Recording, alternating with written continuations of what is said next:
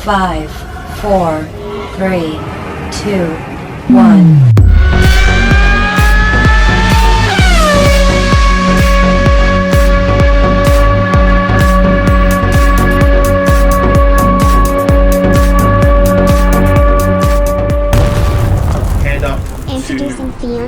The start-finish line. They're heading through Murray's now, onto the centre straight, about to unleash their 425 horsepower from the 3.8 litre engines. The safety car is off, and we are waiting for the lights to go green, and we are going the 12 hours of Sneterton racing for the NHS. Down towards Rich's corner, turn 1 we go then, and it's William Chadwick who's got away well from pole position from Matt Kyle-Henny as they head through down. Oh, William Chadwick's off a pole sitter, he's spun round, but he's managed to avoid contact. The number 3 has been spun round after turn 1. What a disastrous start in this 12 hours of Sneterton race, and that is absolute gold for Matt Kyle-Henny in the black and yellow Bumblebee car. My goodness me, through Palmer's they go then down towards the Agostini hairpin. Carl Sharkey up to second position, and there's Austin Greatrex in third position. He's made up a few places from the grid there, but there goes Gavin Hall up the inside in the number. Oh, and he's bumped Greatrex. Oh, it's a bit of contact already. My goodness me. 12-hour race, guys. This is fantastic. So through Hamilton's then, heading down towards Augie's, a very tricky right-hander, but a good opportunity to make up time here if you get it right.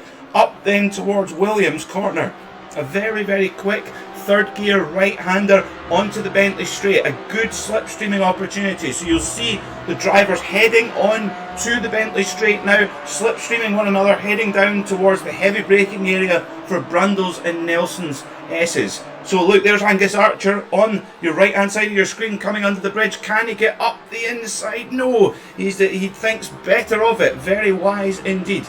12-hour race, it's not won in the first lap, but it can be lost in the first lap. Apologies folks for the problem with the timing screen on the top left hand side of your screen. We will sort that out once we are up and running, once we've got our drivers over the line.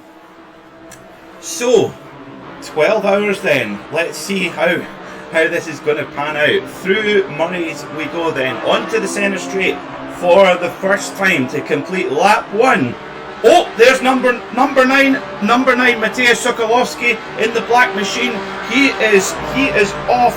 Sorry, my apologies. That's Christian Hoof. They're both in a black car. My apologies there. That's Christian Hoof off onto the grass. So, well, that's Gavin Hall's up there in third position as well. We're looking at Angus Archer. So that white and blue car of Angus Archer, an exact replica of his real-world Porsche Club of Great Britain racing car. So where is our pole sitter William Chadwick? How far behind did he fall? Look at Matt Kyle-Henny there. He is breaking away at the front. There's William Chadwick, number 3, up behind the number 92 car of Paul Joseph Clist.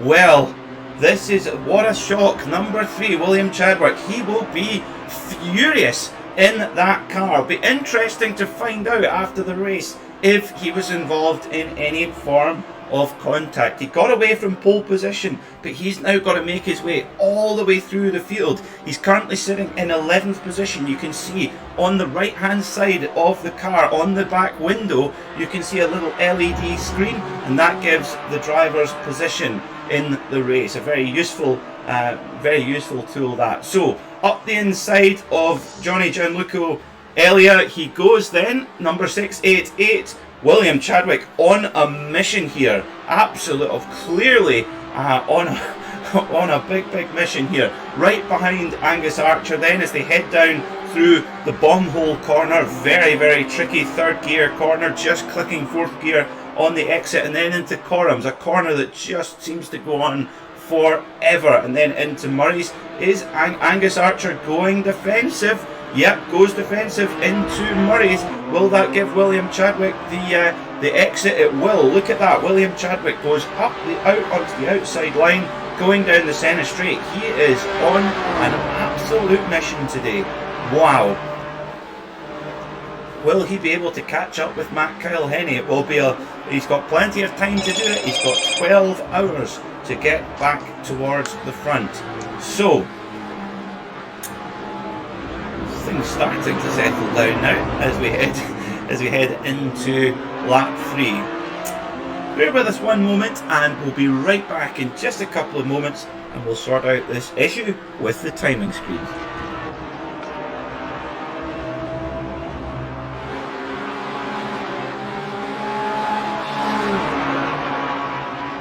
Go then, the left-hander on the brakes, back to probably third gear, then fourth gear on the exit now. Can Austin Greatorex make a move here into the hairpin of Agostini's? No. There's a good opportunity for an overtaking manoeuvre there into Agostini's, but you know, out of Palmer, the previous corner, Carl Sharkey is seriously quick. So through Hamilton's they go then, down towards Augie's. Now Augie's somewhere where you can maybe just make a little move if you're fast through Hamilton's, but Carl Sharkey is doing really good through the sweeping bends here at Sneterton, driving out of his skin. Coming through Williams then, the right-hander onto the Bentley straight. Carl Sharkey using all the exit room and more. But look at Austin Greatorex in the number 13. He's right behind. He's in the slipstream. I think he might have a look into Brundles as they come through underneath the bridge. Carl Sharkey goes defensive in towards Nelson using the last bit of braking. Brilliant defence indeed. Fantastic. I'm just going to take a very small moment to have a little sip of coffee while this is just unfolding. Through the bomb hole they go then. Through Corum's fourth gear. You watch Carl Sharkey there just dabbing the brakes, just getting the front end of the car to tuck in. Gad Tuning have got the race streaming in the workshop. Great racing, great commentator. Thank you very, very much indeed. J.H. Barbering, great job Peter. Go Toby, thank you very much. So Toby, I'll give you a Toby Barlow update. Actually, he's up to third position in the number 48 car. Nice and consistent. He's got past Gavin Halls. Good job from Toby Barlow, our race organiser. But still, it's Carl Sharkey, number 7.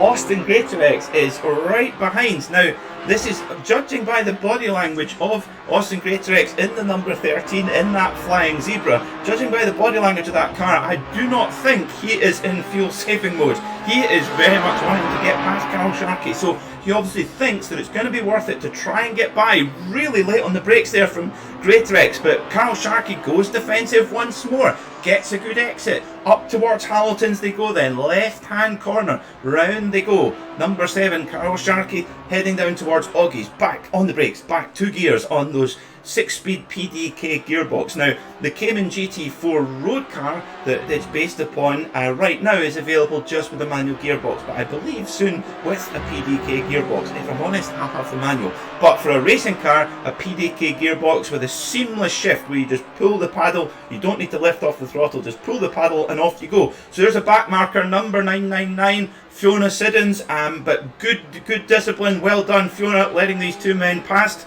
Very good discipline, well done. Number 7, Carl Sharkey then leads Austin Greatorex. So this is the battle for 5th position. We're just gone over an hour in, and this is just like the last lap. Fantastic stuff from Sharkey and Greatorex. Just nothing to separate them.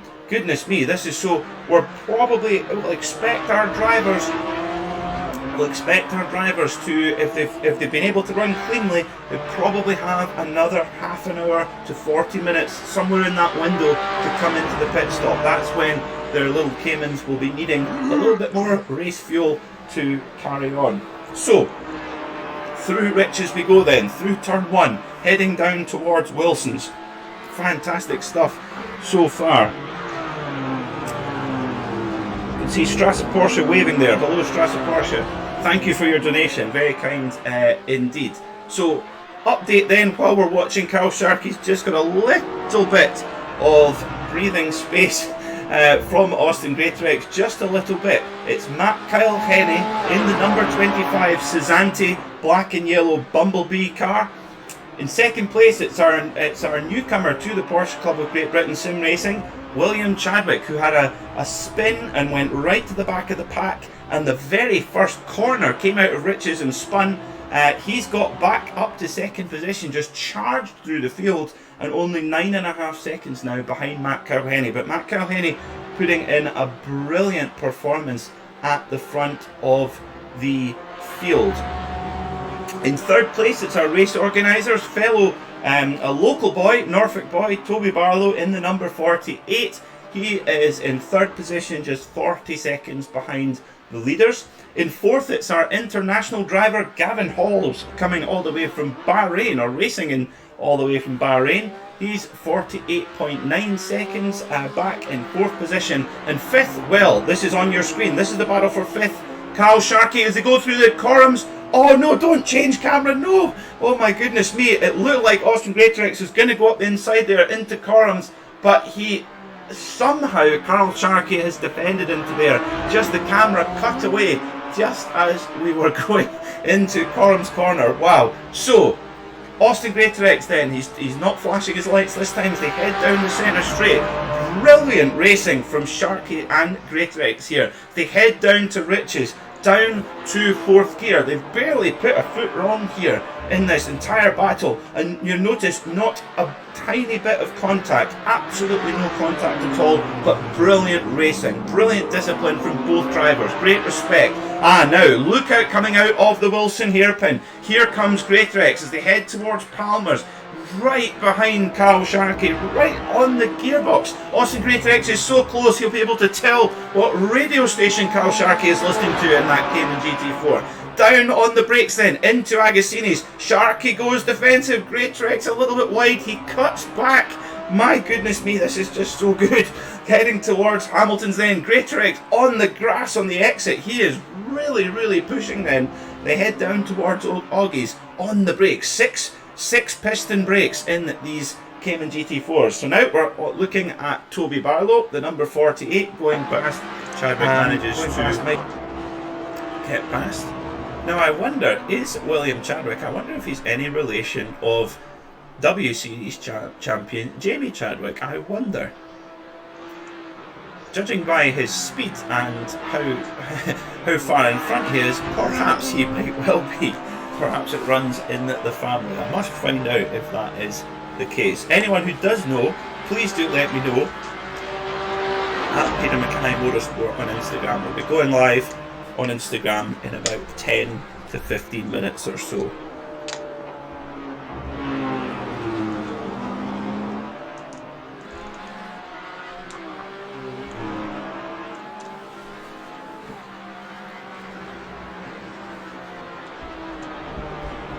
We're just going to take a very brief break now here in the 12 Hours of Sneterton, and we will be right back.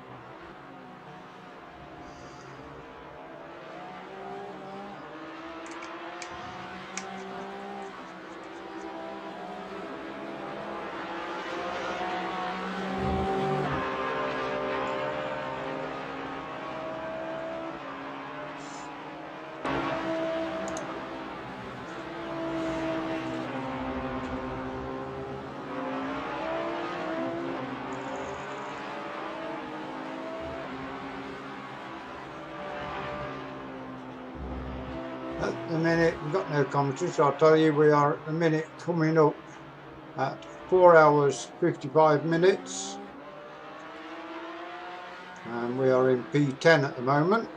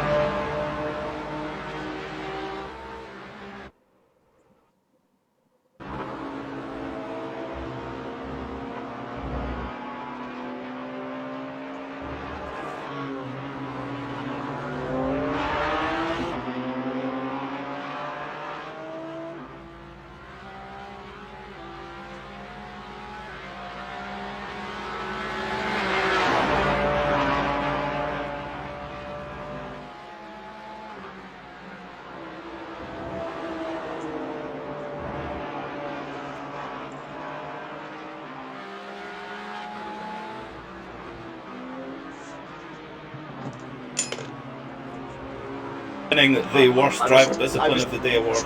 teammates with Carl last year, and he's oh.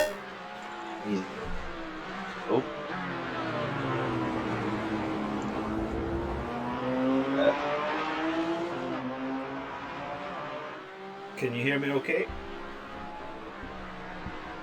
You there, Toby?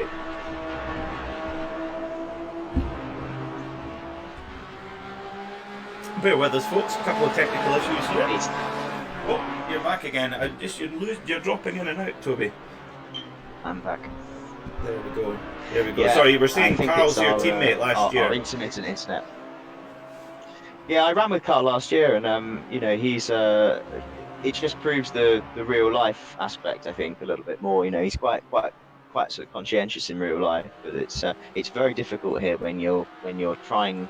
If you move slightly offline in iRacing, the grip just drops off so quickly, and so I think, you know, he's more concerned about getting to the end, and like all the other guys are as well, obviously. But it does take a lot of adjustment.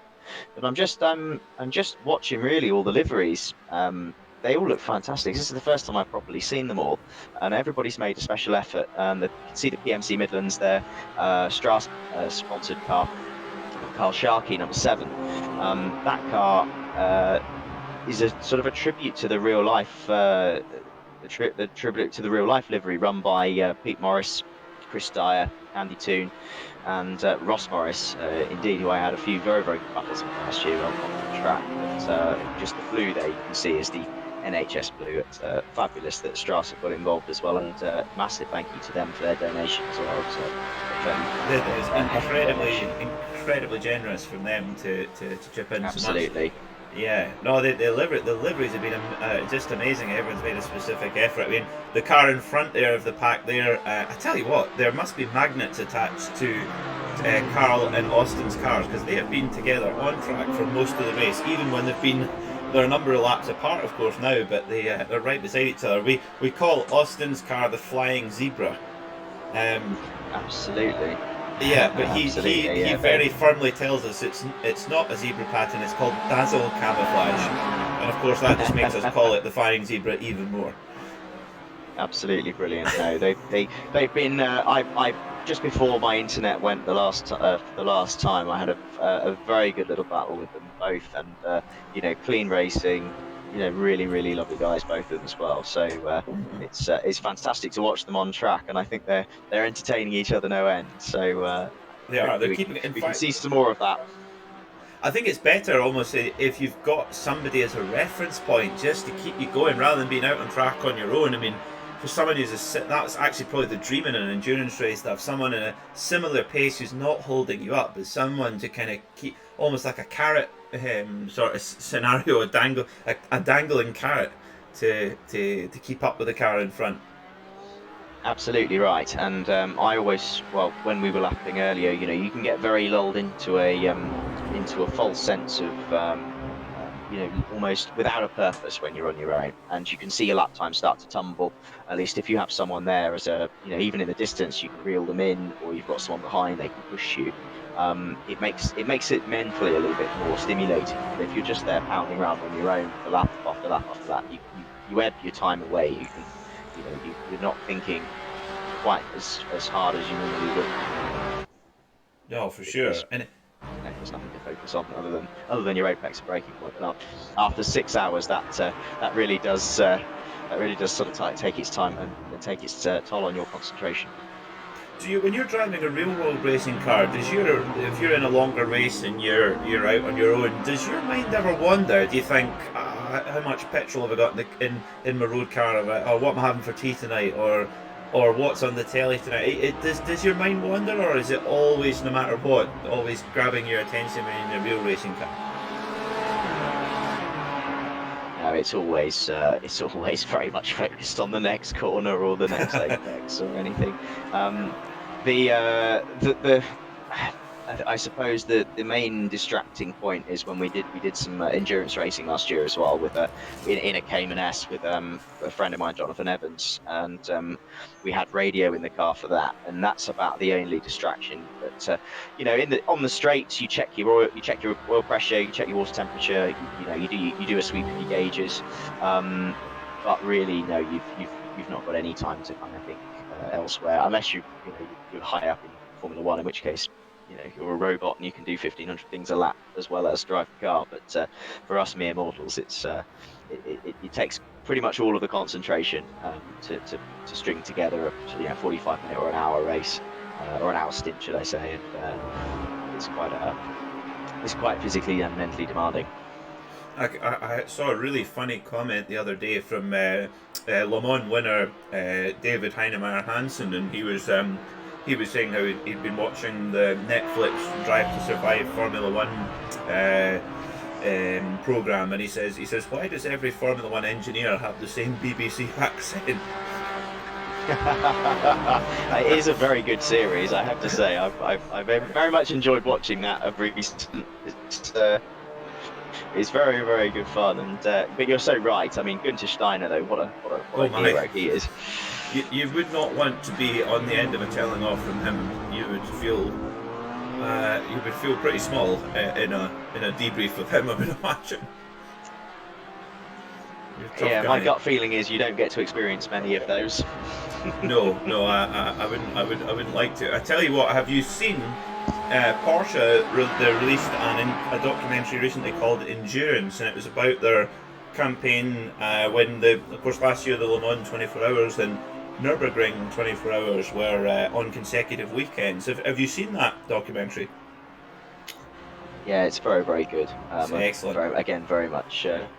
Very much enjoyed watching that, and the level of preparation the guys go into when they prepare the cars for real, and certainly coming straight off the Le Mans 24 Hours straight into the Nürburgring 24 Hours. And I think one of the guys there said there are drivers that in the World Sports Guide World Endurance Series that are really highly regarded, and then you go to the Nürburgring and they're nobodies, and suddenly someone you've never heard of is a god.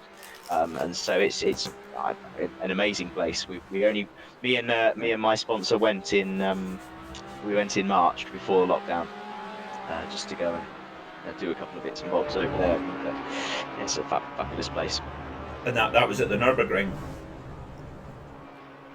It was, yeah, absolutely. Wow. The scale is. I mean, if any of you have been listening and never been, you got to make the pilgrimage.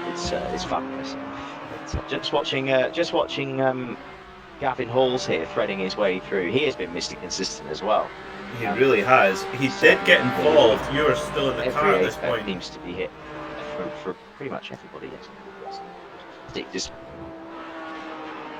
He did get involved in a massive crash with Austin Greatorex, funnily enough, coming up in front of him right now, and they tried to go too wide through 10 Hamilton. hours, not a wise decision. 20 minutes into the race.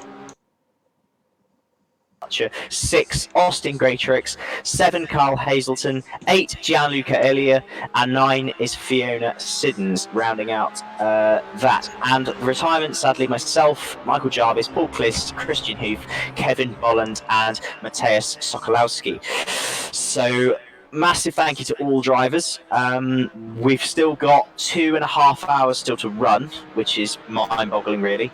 Fatigue is going to be setting in soon, but they're still going. This is what they say in endurance. So there comes our leader, number 3, William Chadwick. We're now seeing the timing screen starting to. It is a little bit behind, folks, so do bear with us.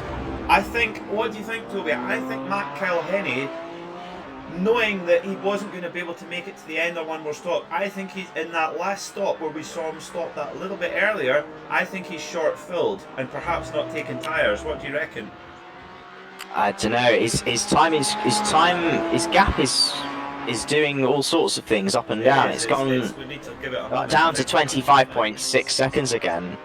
So yeah, I think so. But I don't know really. It's it's too early to tell. I'm not sure. I would love to know if anybody has access to Matt or knows what's happening with that last stop. If they could just get in touch, like maybe SW or a member of the Kyle Henny family, like I think you said before that they did. That would be great to know. We had some brilliant help from Matt's sister earlier. Who I was going on about Matt having a comfort break and all this sort of stuff, and that all our drivers would need to take a longer pit stop and all the rest of it. And then his sister very kindly put me right and said, he says, something about. Something about a pit lane penalty. She didn't appear particularly interested, and quite rightly so. But Matt, she should be very proud of her brother, because the level of concentration and mental focus, anyone thinking, oh, this is just people playing video games for 12 hours, that's not impressive. Believe me, to not make, he has, apart from one pit lane speeding penalty, which is the easiest thing in the world to do, to give you an idea, if Matt Kilhenny, if you're listening, the winners of this year's Rolex 24 at Daytona, Ryan Briscoe, in his first race with Wayne Taylor Racing, just as he was coming out pit lane, it went from red from green as the safety car came out, and he just missed it and went through and got a 60-second stop and go penalty, but they still came through and won the race. Extraordinary. So easy to do. So if Ryan Briscoe can do it, well, anybody can do it. And that is the only foot he's put wrong. I've not seen him off track once, which to drive in, bearing in mind we're on a simulator here, to concentrate for 9.5 hours, bearing in mind this is more than double the maximum driving time per stint at somewhere like Le Mans for a pro driver. So the concentration level from Matt Kilhenny and William Chadwick, it's mind-blowing, absolutely mind-blowing. Yeah, serious concentration. I think, isn't it, the maximum time is 3 hours, not 6, isn't it? I think it's 4. Memory. I think it's 4. Is it 4? I think so, yeah. I know it's not very long. Yeah, and so they're doing 4 times that now. Or 3 times even. Sorry, maths is dreadful now. It's taking effect on me, so yeah, absolutely crazy. But for everybody to still be, operating, running, keeping the noses clean is just amazing, really. 9 hours and 29 minutes and 50 seconds in. Incredible. It is absolutely awesome. I'll let you take over for just a minute, Toby, because I need to. My poor little iPad is needing plugged into the power, so I'll hand over to you if you can. Will you manage without me? I think I'll be alright. My fellow Chuckle brother, bear with me. I think I'll be alright. The Chuckle brothers, indeed. So yeah, as I mentioned before, we've got the 9 remaining runners. We've got William Chadwick out front, Matt Kilhenny, who's 26 seconds adrift after having a stop-go penalty. We've got Gavin Halls in third, who is 5 laps down. Carl Sharkey in 4th position, which is 11 laps down, on the same lap as Angus Archer, followed by Austin Greatrix, 20 laps down, Carl Hazelton, 21 laps down, Gianluca Elia, 25 laps down, and Fiona Siddons, 50 laps down. So all still going, still turning. Amazing. Absolutely amazing, and all for a good cause. If you haven't donated any money already and you would like to, we are raising money for the NHS charities together. Which is basically for all the NHS charities. All the money gets sent to them, and we've hit £2,180 now by 56 different people. So from today we've had Sheila Eastwood, a massive thank you to you. We've had Bruce Thompson, thank you. We've had Captain Carnage, excellent name, that's £10. We've had Gad Tuning Limited, fantastic, thank you so much guys at Gad Tuning. That is £105 donated. Danny Jones, a lot of anonymouses. Austin Greatrix, thank you very much. Michael Jarvis, Rob Mitchell, Pip Hammond from PDC, SW Engineering, thank you. Mark Cuthbert, Carl Hazelton, and Porsche Club Great Britain as well, and obviously Strasser. So I could carry on, but I'll be here for a long time. But thank you all so much for all your donations.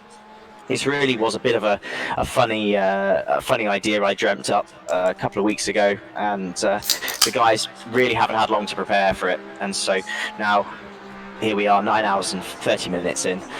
The reality of the last 2.5 hours, that carrot will be starting to be dangled in front of them. let's just hope that they can all pull through.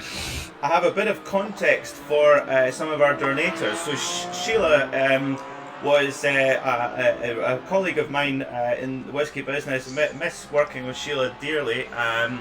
And Sheila is a fantastic shotgun shooter, so I usually go shooting with Sheila. So Sheila, if you're watching, thank you very much indeed for your donation. Hoping to see you soon once lockdown's over. Captain Carnage, we actually had Captain Carnage on the Instagram live earlier on. His actual name is Duncan, but he lives up to the name Captain Carnage very well. But he very kindly donated as well. And we've got your dog on. Who's that on the screen there, Toby? You got your dog beside you. That's Shmoo. Shmoo. What a name. Yeah, we got two black Labradors. So yeah, he's very inquisitive. Wants to give me a cuddle. So quite dramatically now.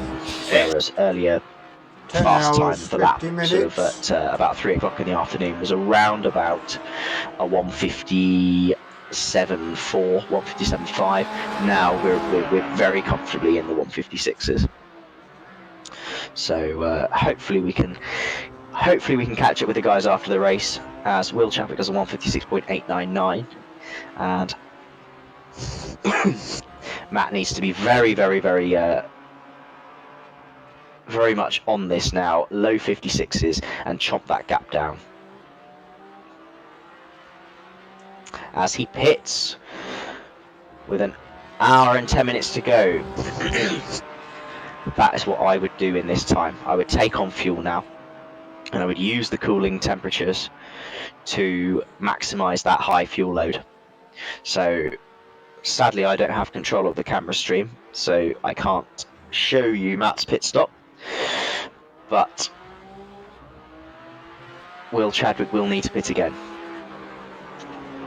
It's imperative now that Matt, when he comes out of the pit lane, puts the hammer down and gets those times in. He needs low 56s for about 6 or 7 laps at least to make any form of undercut on Will Chadwick, because he will have the longer pit stop, but he will have more track time in these nicer conditions with better tyres.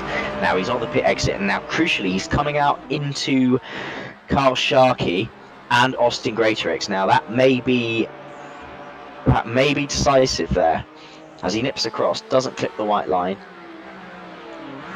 We've really got to see now if Carl and Austin jump out of his way, as if he loses any time behind them whatsoever, it could be decisive. I can hear movement. You can. I didn't want to jump across you there. I was following this analysis. For those of you who've listened to the whole broadcast, thank you so much. But what you'll notice is that Toby is an actual racing driver, and I just talk about racing drivers. There's a very big difference. Of course, you've noticed the technical insight has increased massively since you've come on the broadcast, Toby. I wouldn't say technical insight, I'd probably say more garbled thing I can't say on the public domain, but it's quite an interesting, concept, and there's so many little things that you ask anybody, why does trail braking make a difference? Why does it make a difference? They can tell you quantifiably why it makes a difference, but I bet they can't tell you exactly how it makes a difference. And the why is obvious, because it reduces your lap time. You can pull the car into the apex quicker, it gives you more control, it manages the weight, all of the above. But nobody can tell you exactly why, and it's only really through doing it that you learn these things. And every day's a school day, and I am very lucky that I've got a very good friend of mine, Michael Broadhurst, who races in British GT, and he imparts a lot of his knowledge onto me when we go out in the car together. And I always ask a million questions, but the reason why, when you're trail braking, and apologies for anybody that's following this who doesn't know what trail braking is where you blend off the brake pedal into the apex of a corner, so you're not moving the weight around too much on a transition.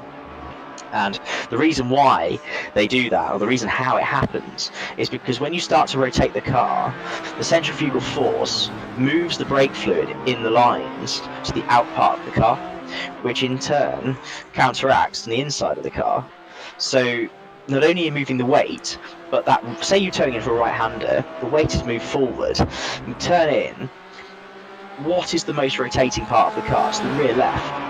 And so the brake fluid moves and presses that brake harder than the others, and so you get this massive rotation that really does sort of work together. So you're talking infinitesimal amount, but it really does make a difference, and it creates that absolute pitch angle, and that's what trail braking. That's how trail braking makes a difference, and it's kind of that stuff is enough to bore the living tears off people at a dinner party, but it's for those of us that talk about motorsport and like motorsport and race, it's worth half, tenth of a second of that. You're in a safe place, Toby. You can talk about trail braking all you like. I feel we will have a fairly focused audience tuning in, so you're safe. It's okay. I mean, honestly, that was really, really well explained. I mean, this could, for anyone watching, we could be fooled for John Hindhaugh and Johnny Molam here. You're Johnny Molam, of course.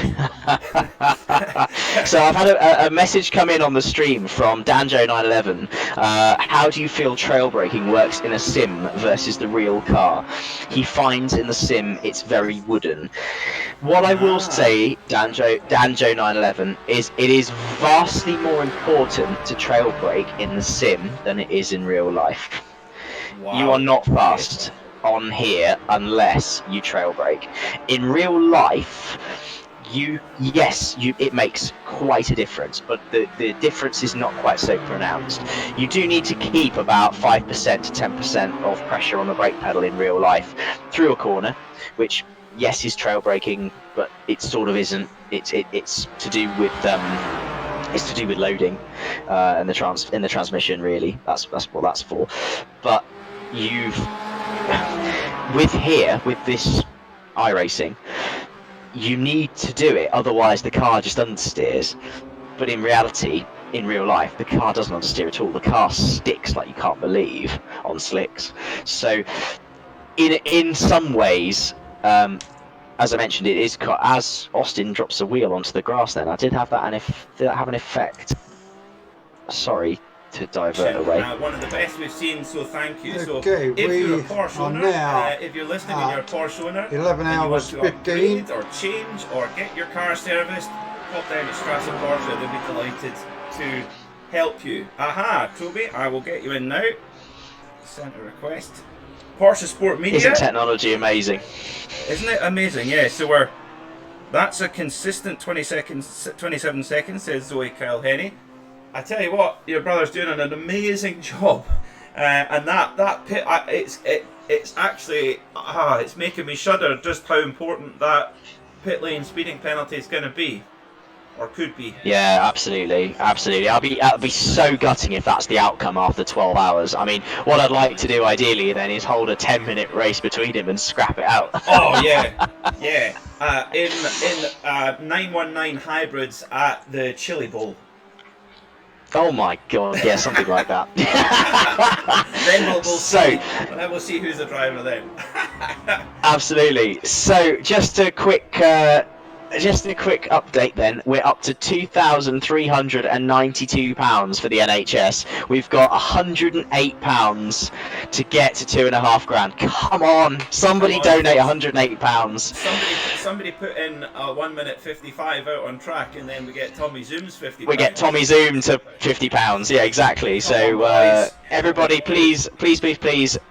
Dig deep, £108 to go, and we're £2,500, and that'll be a fabulous end to a fairly long and arduous day, but good fun nonetheless.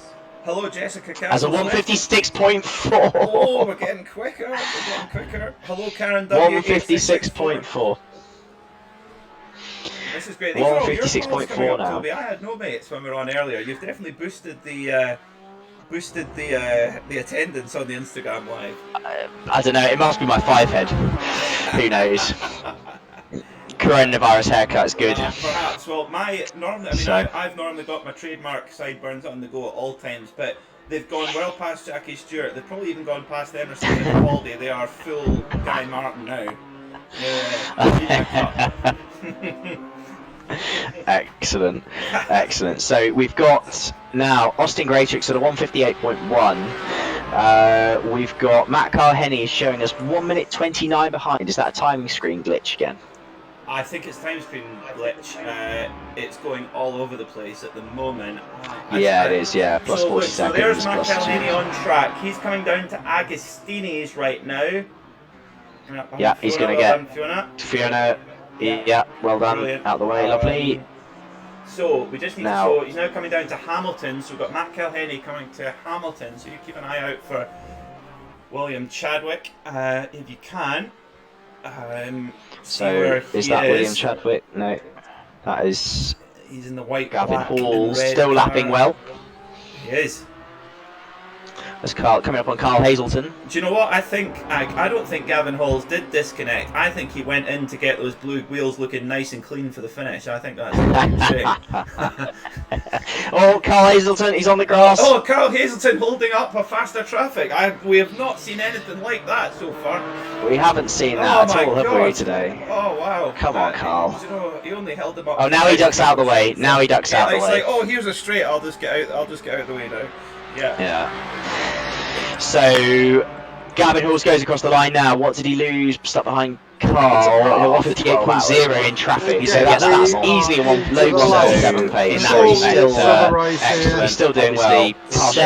Gavin Halls, tremendous drive.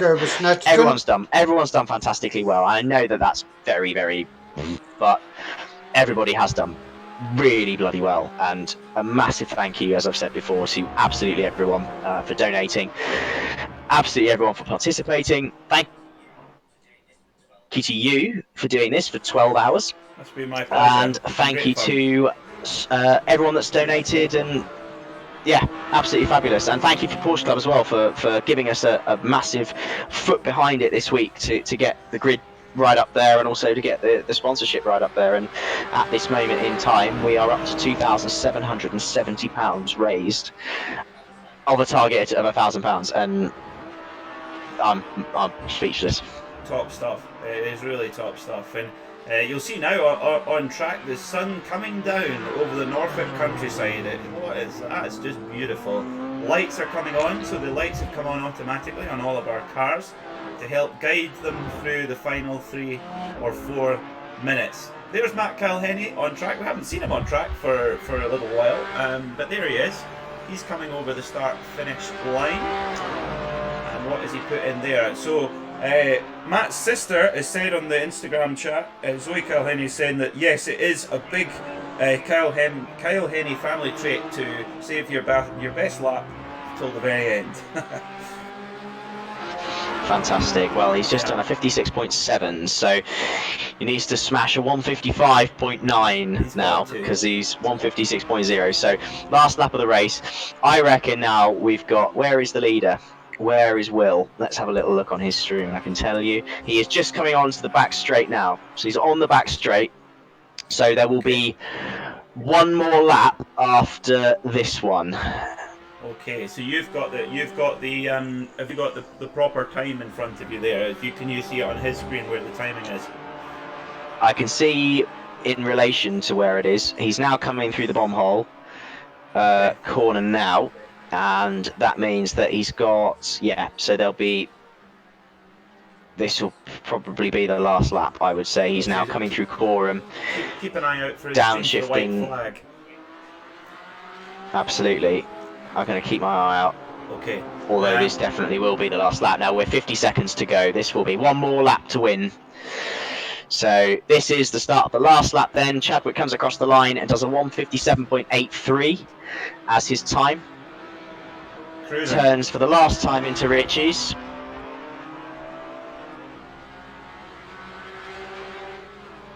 Matt Carr-Henny, 40 seconds up the road. We've now got Gavin Halls saying out again. Oh no! Please do not. No, but I think he's got enough. I'm hoping he's got enough laps. In. He has. He's got a five lap gap. Gavin Hall in third position. Yeah. He looks like he's had a connection issue. Perhaps he knows now that he's ahead, and he goes, "That's enough for me. I'll just park up." Just as cool. So there we go. 12 hours has just elapsed. It has. So Well, everybody is now, as our leader goes through Hamilton's, now into Oggy's, down to second gear, turn in, clip the curb, let the car do the work, into Williams. As now jumps onto the Bentley straight for the last time, is the white flag out? Can William you see, Toby? Chadwick. It is definitely the last lap. It is Okay. definitely the last lap. 12 hours has elapsed. And he's into Brundles now. He can almost coast it from here. Don't run out of fuel now. Don't run out of fuel now. Who He's said still, that? interestingly, he's still using all the revs, which I like. That's Amazing. a proper Flat out to the tactic. end. Wring its neck right to Proper the end. Kevin Estra style, just up on the grass on the last lap. Fantastic. Absolutely right. Absolutely right. So Yeah, down to it's a lot second of gear. So drive. we've got our leader now coming out of Checkered flag Murray's, is out. coming across the line. Checkered flag is out. Massive display of frivolity. Well done, Will Chadwick. Massive congratulations to Will Chadwick for winning the 12 hours of Sneterton. Brilliant job, William. In Chadwick. doing Absolutely so- flawless. In doing so, we've raised £2,770 for the NHS Charities Together. Matt Kyle Henney comes through any moment now, 38 seconds behind. We'll be here. With There Carl he is. Sharkey He's taking over the flag. line. Angus He's confirmed Archer. in second place. Yeah, Angus Archer taking the line. Matt Kyle Henney's across the line. Let's just hope that Gavin Halls gets classified, because He will. We'll give in him. any event, he's done as far as I'm concerned. Yeah. He's third. The So laps in the bag. a massive thank you to everybody that has been involved. Carl Hazelton yet to come across the line.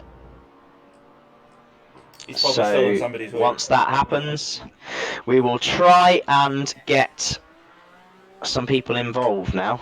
Yes, we'll try and get as many How do we- drivers on as we can. How I tell you what, if you How if do you we do that, if you Peter? if you pop on the Discord, Toby, and round up the troops and tell them just to come onto the Instagram live, and we'll get our drivers on here, and we'll crack open a beer. Most importantly of all, so well Absolutely done to right, all I'll of do our that now. drivers. Oh, here we are in the commentary box. We've got some vitamin tea here from my lovely darling Lucy, who's given me a 10-ounce lager, a nice Scottish lager, to toast the end of this race. What a drive. Before I have my lager, I can't say enough about how impressive both William Chadwick and Matt Kilhenny have been today. In the end, it was just 38 seconds between those two drivers, and in fact that was more or less all the time that was lost with Matt Kilhenny's penalty back in after the second pit stop at about the 3 hour mark. Apart from that, these two drivers have not been separated at all. An absolutely extraordinary performance. Even at the very highest level of motorsport, you do not see that level of consistency. Now, you'll see on screen here, we see William Chadwick coming up to take he's going to hopefully do a nice big donut for us. I think he's putting the traction control off. Go on there, give us a, oh dear. That's the problem with traction control. It makes doing a donut a little bit more difficult. So That'll be the first time he's been on the grass all day. it certainly has. Yeah, that's it. Got a proper donut. Come on, give it some. There we are. There's our winner then. William Chadwick, number 3. Brilliant drive. The only man to go under a 1:56. Amazing performance. The only mistake he made was at turn 1 on the very first lap. Can you actually believe it? Extraordinary. Well done, William Chadwick. William, if you're old enough, do come in and join us for a beer. You have deserved it.